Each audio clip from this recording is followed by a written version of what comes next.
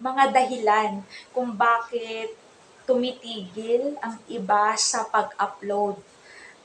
Bago po ang lahat, ako po si Jen Balano.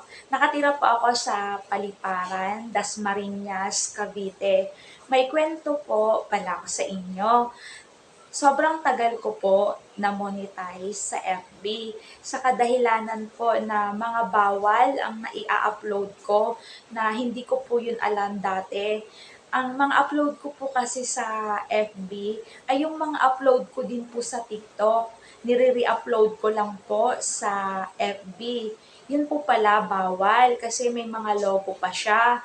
Na-monetize lang po ako sa FB ng dinilit ko po yung mga bawal na mga naia-upload ko.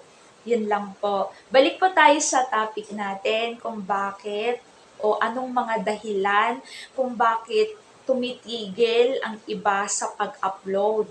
Number 1 po ay walang nanonood o kakaunti po ang mga nanonood. Pangalawa po ay sobrang tagal ma-monetize.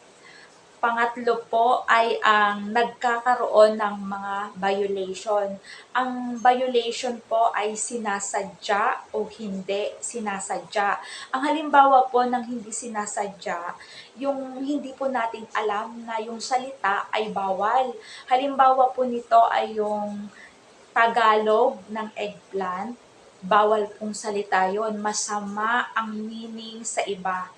Yun lang po. Para po makapagtuloy-tuloy tayo sa pag-upload, ang maipapayo ko lang po ay makapag-upload tayo ng maganda at umabuti na mga makapag-ambag po tayo ng positibong mga magagandang aral para sa iba at makapagbigay din po tayo ng masaya, ng saya sa ating mga manunood. Halimbawa po niyan ay ang pagkanta, pagsayaw, yun, entertainment. Keep uploading po. Yun lang po. Salamat po ng maraming sa inyo. Ingat po kayo palagi. Palambing na lang rin. Pa-follow na rin po. Salamat!